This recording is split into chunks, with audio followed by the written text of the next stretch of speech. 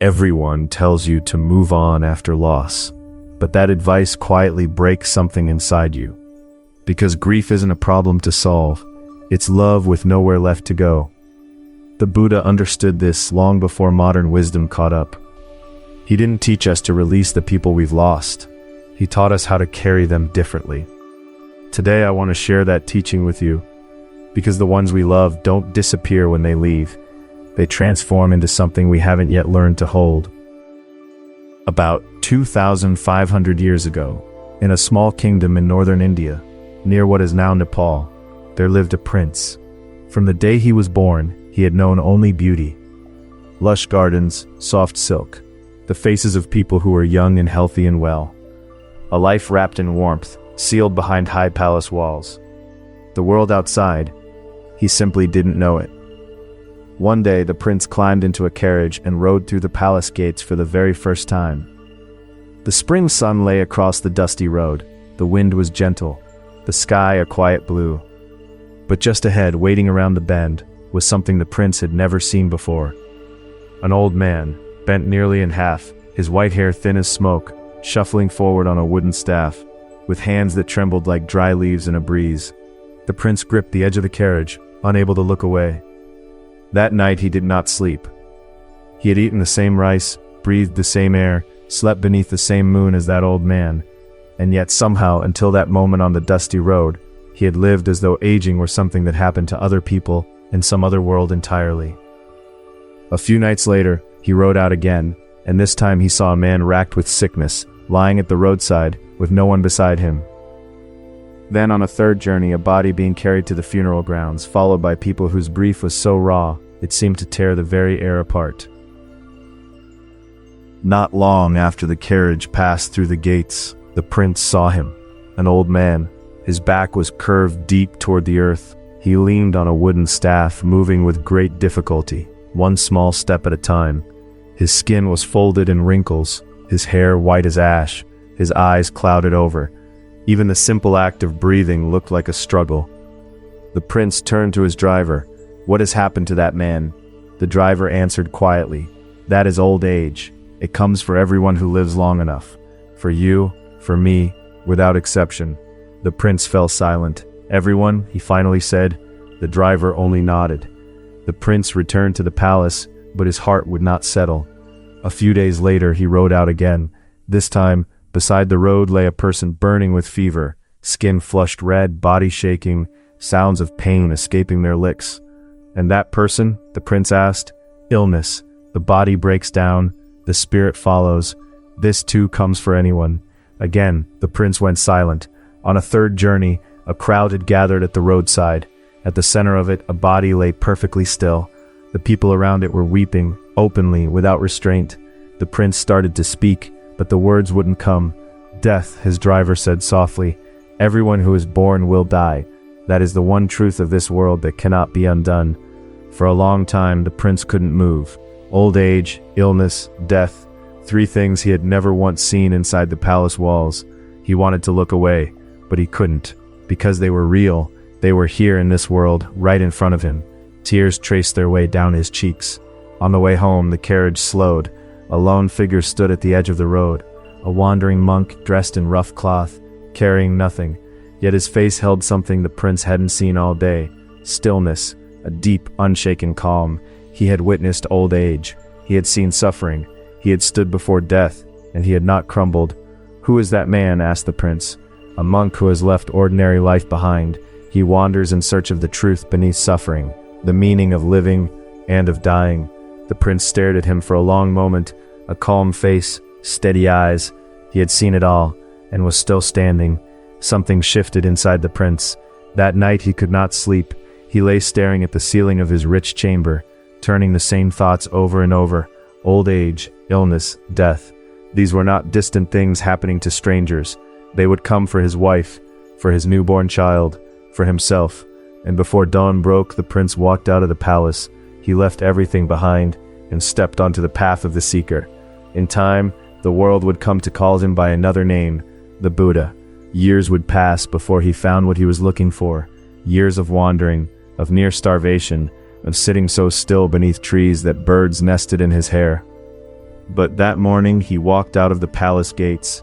He was not running from his life. He was walking toward the question the monk's face had planted in him like a seed. What he had seen on those 3 journeys never left him. Not the trembling hands of the old man, not the weeping crowd, not the still body at the center of it. They walked with him every step of the way, and in the end, it was precisely because he had not looked away that he found the path through. How did that story land for you? The 3 figures the young prince encountered on that road, the old man, the sick person, the one who had died. They may not feel like strangers to you. You may have already seen them, perhaps in someone you loved.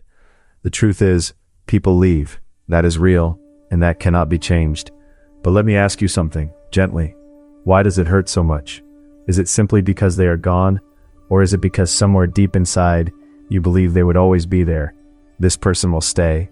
This warmth won't disappear. This relationship will continue.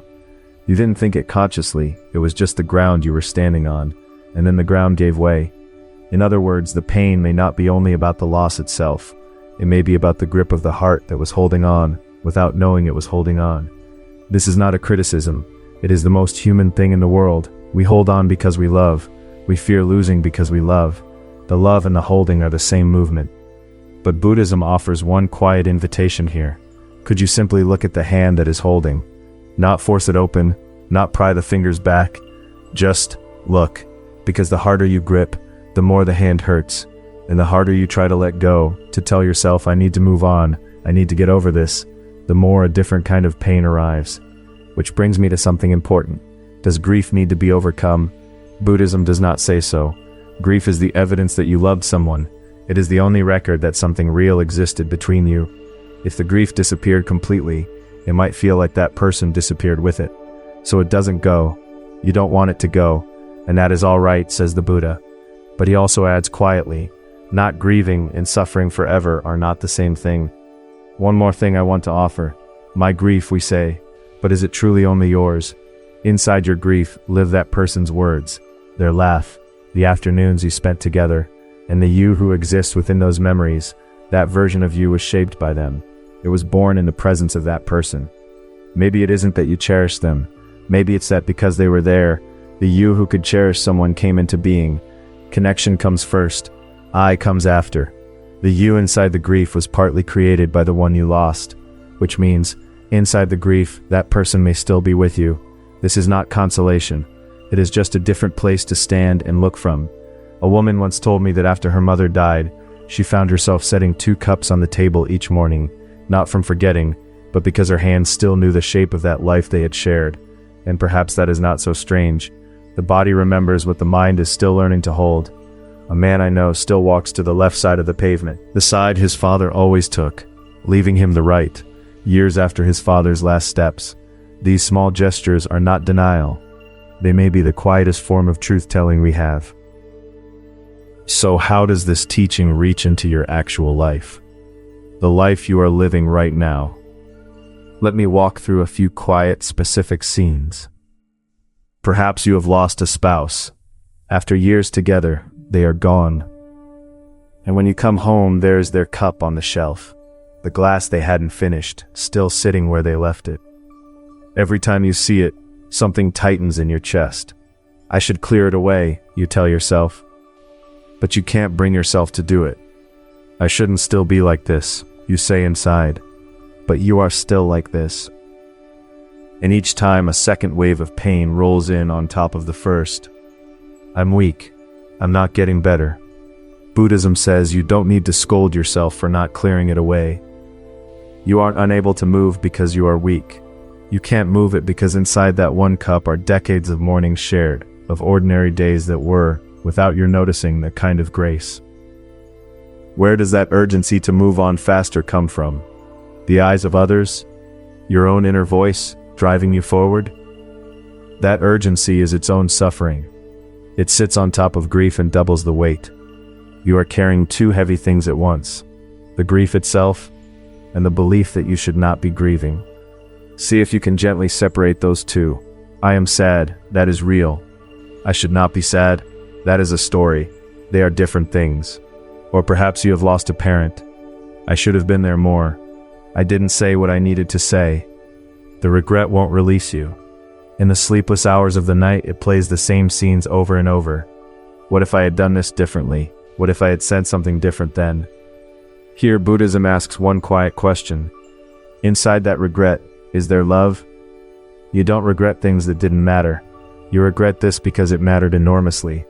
I wish I had been there more, is another way of saying I wanted to be close to them that much. Regret may be one of the shapes love takes. Rather than cutting it off as clinging to a past that no longer exists, perhaps it can be received differently, as quiet testimony that this person was precious to you. And to those who have lost a child, or someone taken suddenly and without warning, why this person? Why me? The questions don't stop. Senselessness and anger and grief press against each other, and there is nowhere to put any of it. Buddhism does not answer those questions directly. It does not say there is a reason. It does not say this is a lesson. It only says this: you can keep carrying the question. You don't need an answer to go on living. You can live with the question open.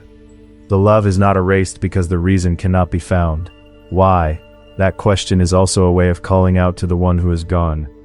And sometimes in the middle of an ordinary day, washing rice, waiting for a light to change, the question simply rises again, as if it has its own breath.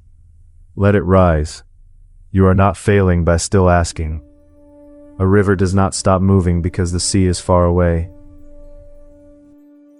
So what might you do today, just today? I want to offer you one thing, only one. Tonight, find 10 quiet minutes, set down the television, the phone, just for a little while, and bring to mind the face of the person you have lost. It can be any moment you remember, them laughing, or cross with you, or simply sitting still. Any image at all. Once their face is there, you don't need to say it aloud, just offer it silently from inside. Thank you for being here. That's all.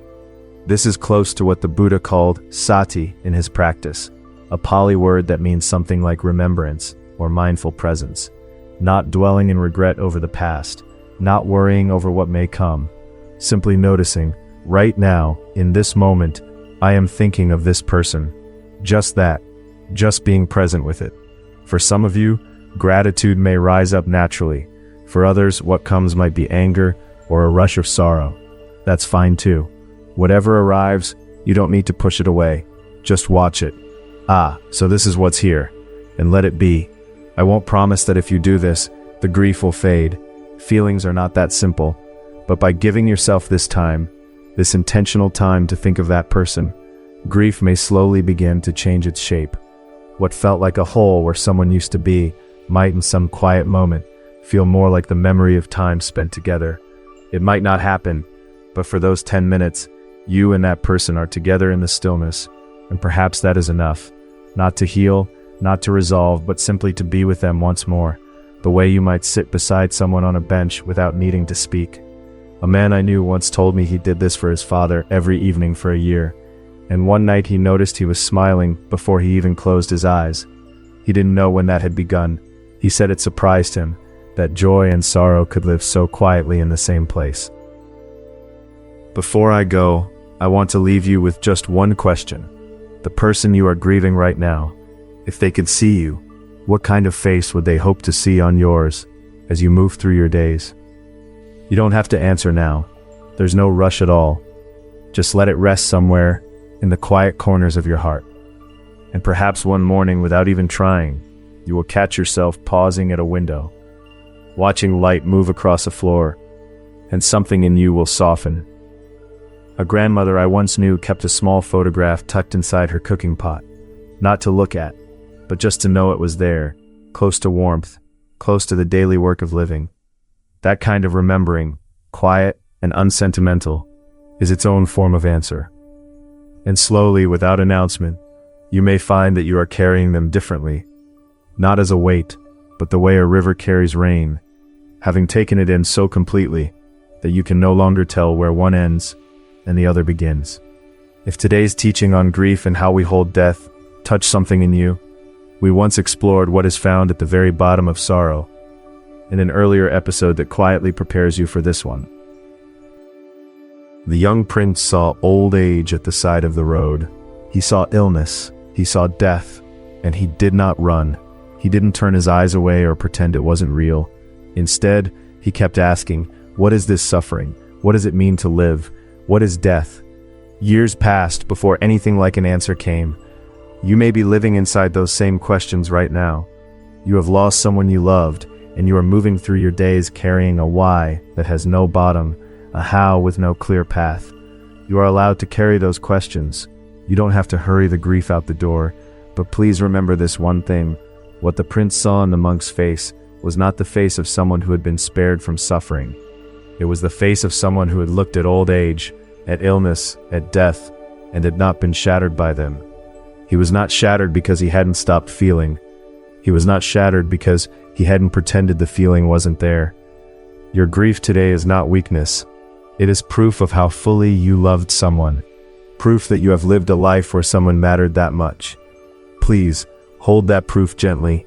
And on the days when holding feels like too much, let the grief rest in your hands like water. You do not have to grip it. You do not have to throw it away.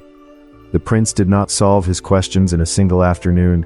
He sat beneath a tree in the dark through the long hours and let the night move through him. Some nights that tree must have felt very far from anywhere. The ground must have been cold, and the silence must have pressed in close, and there was no one to tell him how many more hours remained until morning. And yet morning came. May today's words quietly take root within you, one story a day. In a week your words will change. In a month your eyes will change. In a year the same world will look completely different.